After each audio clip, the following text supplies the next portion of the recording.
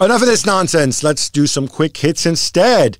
Liverpool struggle for a half, but then unleash the full might of the Klopposphere in the second half and beat up Southampton 4-0.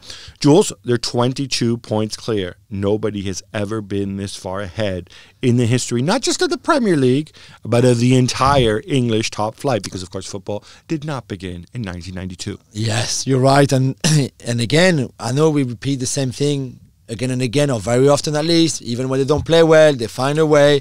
At some point, they've got that confidence that I guess the Invincibles of Arsenal fell on that 03-04 season, where you go into a game and you know you're not going to lose it and you know you're going to probably win it. It's 24 wins and 1 draw now in 25 games, which is just just stupid good. And Sadio Mane is not there. You don't even see the difference. You don't even notice that he's not there, and it's just impressive. And we will have the debate at the end of the season. Is this the best team that we've ever seen in the Premier League? Is it the best team that we've ever seen in English top flight history? Is it the best Liverpool team we've ever seen? I don't know, but they are getting closer to more and more records. They won away of the most home wins in a row in the league for a Liverpool side. They're only, 7 away from equaling Arsenal's records of the Invincibles of 49 games unbeaten in the league in a row. There's that home record. I mean, it's just incredible. Now, Jules, it's time for our Erling Braut Haaland update. Yes. The risen beast started his first game against Union Berlin, scoring twice, and he also won a penalty, which Marco Reus converted. They won 5-0. I'm assuming you're still impressed. I'm still very impressed. I'm impressed by Erling Haaland, obviously, because it's 7 goals now in 3 games in 2020 since joining Borussia Dortmund. So that means he scored more goals than 15 of the Bundesliga teams have done in 2020 in the same amount of time. So Haaland on his own has scored more than 15 Bundesliga teams. He's very impressive.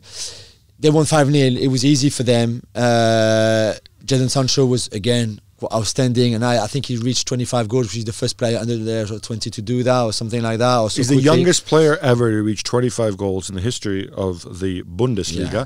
Also, he scored the same number of goals already as he had last season, which is 12 years old. Yeah. And he has 1 fewer assist than 13 assists, 1 fewer than he had last season. And we're still in early February. Yes. And the scary thing is, the dude's birthday isn't until March. Yeah. I mean, Jadon Sancho, real deal. Yeah. Gab, I know you were excited by the clash of Julian Nagelsmann and Marco Rose, two of your beloved sons. Well, Rose more than Nagelsmann, yeah. But I do have a lot of respect for Nagelsmann. So, RB Leipzig against Borussia Monchengladbach. What did you learn in that game? Well, it finished 2-2, and one thing I learned is,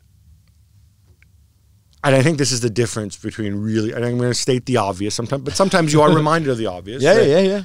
You can have great managers and brilliant tactical ideas, and you go and then the pressing and million miles an hour, all this stuff, but ultimately the difference between having really good players and having outstanding players is that really good players make more mistakes. Because this is crazy. 3 of the 4 goals were down to stupid mistakes. Yeah. I mean, Gladbach took a 2-0 lead in the first half.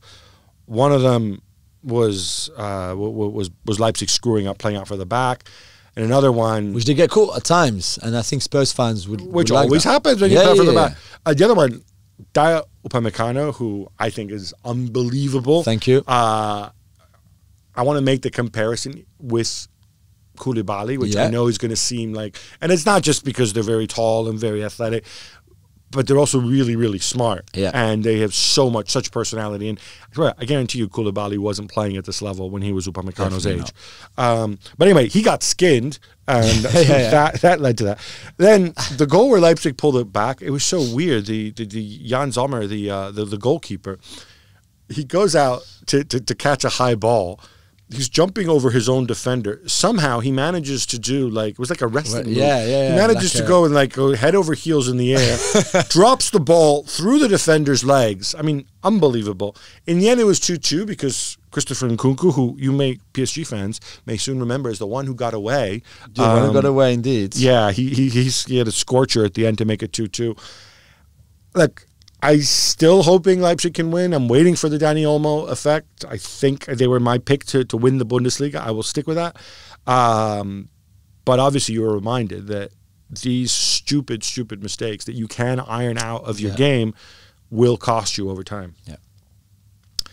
Now the Arteta revolution continues in baby steps as they draw 0-0 at Burnley. Jules, the lovable, cuddly Sean Dyche said his team deserved it more. Is he right? And also, why didn't Torreira play? What's the thinking? Oh, let me not play the midfielder who can pass? Yeah, I don't know. I was a bit surprised by Torreira not starting, although, my boy Guendouzi started, so I was happy. Of course. Yeah. I was happy. Dash has a point, of course. They had enough chances to win the game. I think Arteta could also have said, we had plenty of chances to at least score and maybe win the game as well. I thought it was Dyche said they had one chance. They had more than one chance. We all know Dyche says they had one chance. That's a lie. He only counts to one. That. Yeah. Okay. But you're right. It's baby steps. I think it's 1 win in 7. They've got 14 draws, which is more than anyone in the whole universe, Arsenal. I still think he's trying to figure out what's the best attacking formula. So no Pepe on Sunday, but Martinelli, Aubameyang, Ozil and Lacazette. Will he at some point drop Ozil and maybe play Pepe, Aubameyang, Martinelli and Lacazette? I don't know. Will he drop Lacazette to move Aubameyang in the centre? You have to play Martinelli in the hole, right? You can't play anybody else. Or go 4-4-2. No, of the three, of the three, you put Martinelli in the hole. Yeah, but what's the logic without playing Torreira? I mean, was he unfit? No, I don't think so, because he came on and looked... Well, did he think Torreira's too wussy against big bad Burnley? I don't know.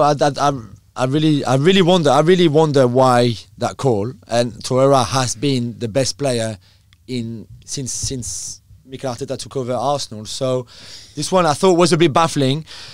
But again, if you look at the positive, I mean, he said that Mustafi, you could see how good Mustafi was.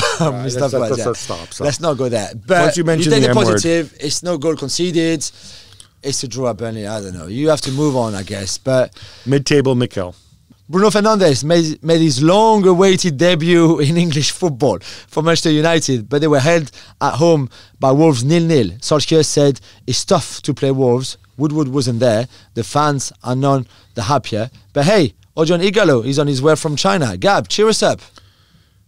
Wolves are tough to play against. But really, I think only 2 teams who played against Wolves haven't scored against them this season. So you're Manchester United. Everybody scores against Wolves. You're Manchester United at home. I thought Bruno Fernandes showed a lot of personality. Yeah, I do. Which, I think is a positive, right? Because, Bruno Fernandes, I'm sure, has a broadband connection. He probably knows the state that United are in, and he understood that what they need is a lift, a leader.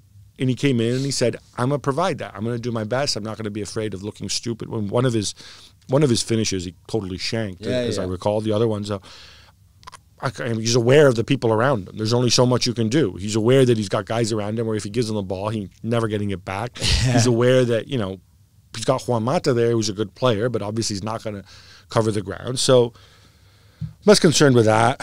He showed a lot of energy and movement, which is you got what you thought you would get from him, I think. So Ighalo, he's obviously a body, right? Can't you do better? Come on. You Manchester United.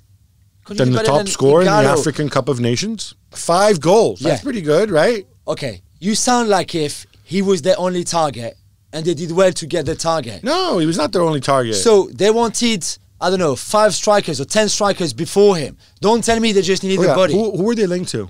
Well, so Erling Haaland to start with. Okay, but they tried Cavani. But they tried Dries Mertens. They tried a lot of strikers before Ighalo because it was the end. There was nobody else. What you're going to notice is that Erling Haaland would obviously been a long-term project, right? So that's why it's not just the body they need. Yeah, but we all know why Erling Haaland didn't go there, right? And it's not like you can blame Ed Woodward for that or blame United for that. So once you can't get Erling Haaland, you go for somebody who can. All right.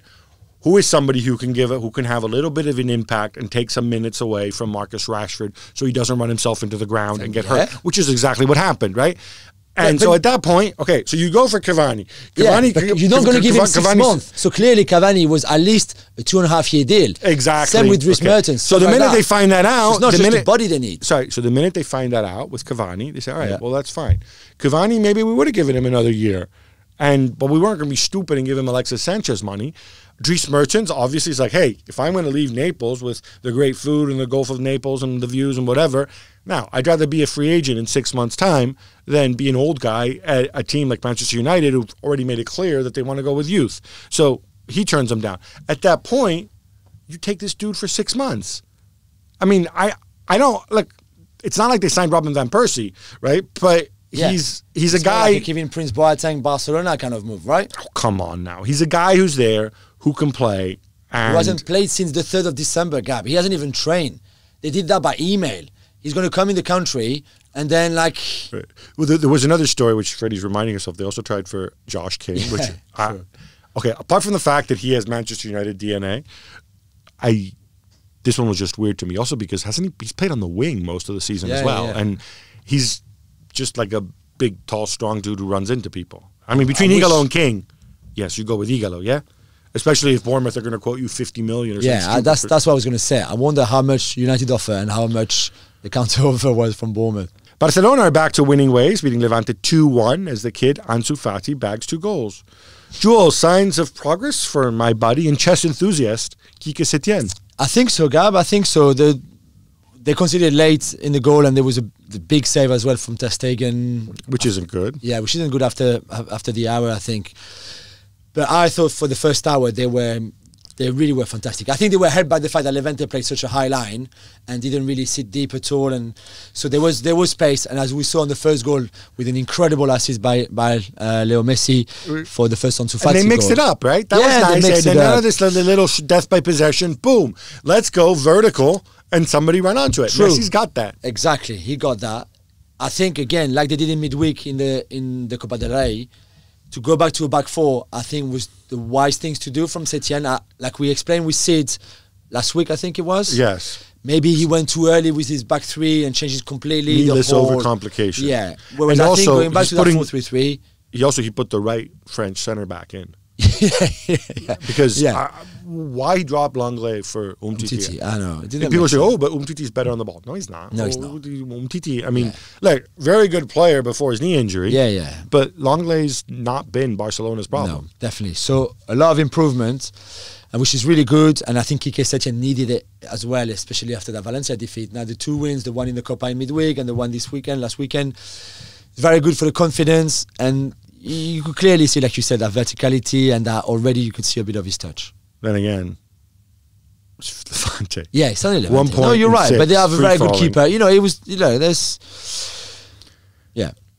Right. A team that's flying for sure is Lazio, Gab. They destroy Spal 5-1. Ciro Immobile is now up to 25 goals and 1 outstanding again at the weekend. And if they win their game in hand on Wednesday, they will just be 2 points behind Juve in second place.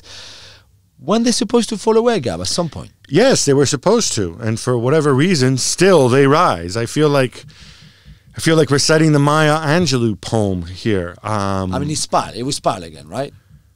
Yeah, and Spal play wide open attacking football, and they hit them on the counter and whatever. But the quality that they showed in those goals, this wasn't just like big boot over the top and Cheeto running onto it. The goal that you mentioned was spectacular. Yeah. You should catch this on YouTube. He's basically one-on-one with the goalkeeper on the side of the all the way to the side of the penalty area, and he ends up chipping him. I don't want to spoil your party. There was a deflection, which as it's still beautiful. As the spoil sports Steve Nicol told us on the show, he's like, if not for the deflection, the defender on the goal line would have cleared it. But it's incredible. Now, Immobile scored a lot of goals for many years. I'm not surprised he reached 25 goals. I'm really surprised he's at 25 goals in early February. And no Europa League for them.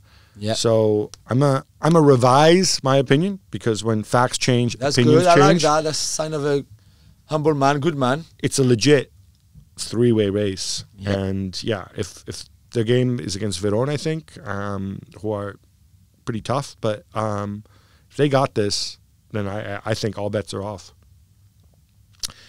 Now, we haven't mentioned them yet, but Bayern München's 3-1 win away to Mainz means they're top of the table. Jules, are they going to stay there?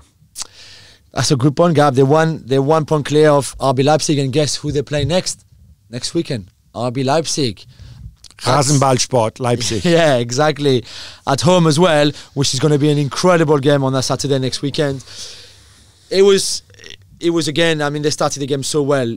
Considering they had no Gnabry no Coman, for example. Gnabry was on the bench. Coman was still injured, and yet without Coutinho either. But no that was Coutinho either. You're right. Yeah, but I just thought again.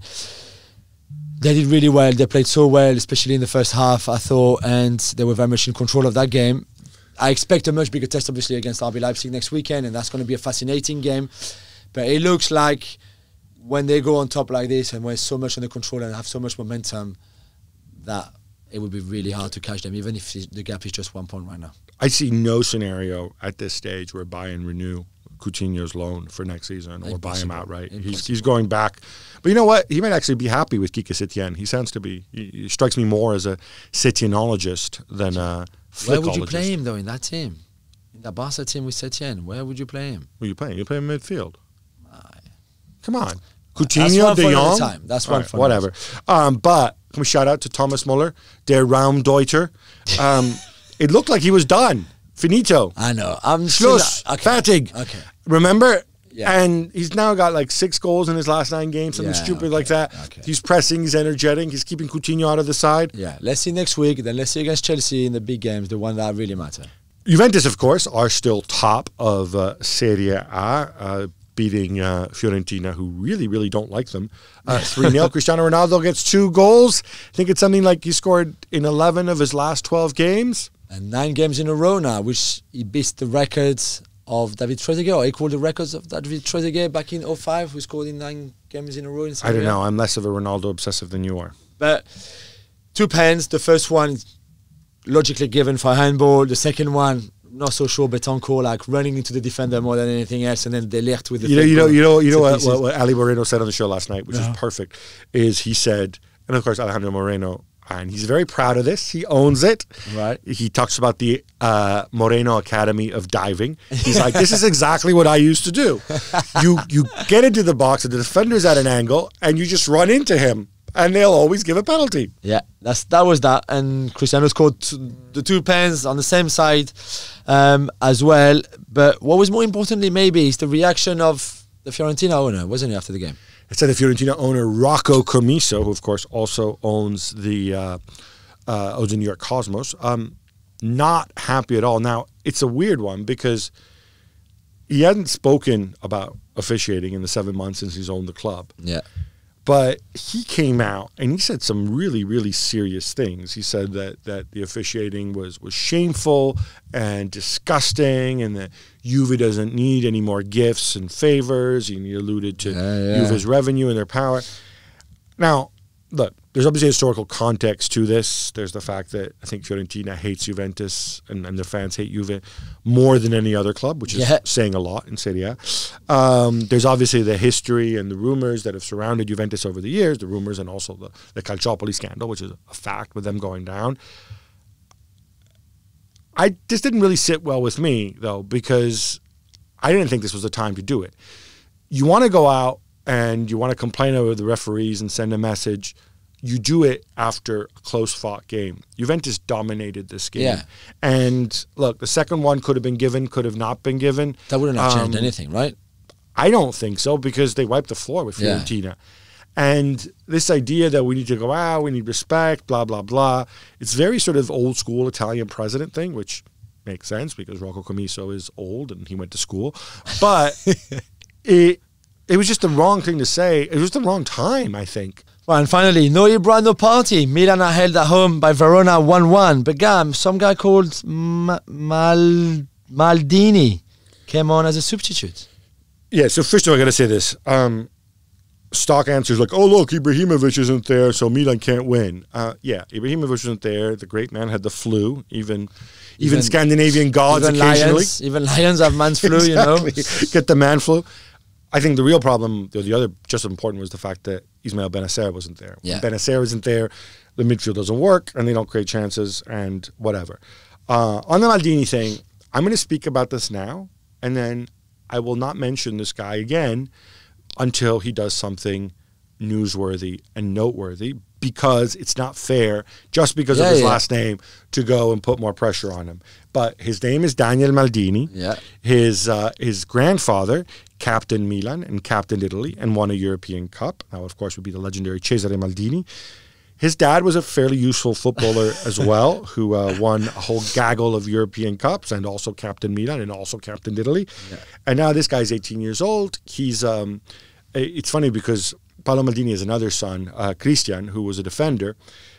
This Maldini is a striker. Now, I'm imagining he's a striker because he got to go and practice against dad and against his brother, and maybe even granddad, and that's what made him good. But so he's 18, so he's already 2 years behind dad in terms of making his debut. He came out a couple of minutes at the end. It's emotional. I have no idea if he's going to make it as a footballer and how far he can go. Let's just step aside. Let's pretend his name is, I don't know, Daniel Tiger or something, and not mention him again until he does something relevant, because it's just not fair to him. Well, thank you very much for watching ESPN on YouTube. For more sports highlights and analysis, be sure to download the ESPN app. And for live streaming, premium content, and let's not forget as well, ESPN FC 7 days a week. Subscribe to ESPN Plus.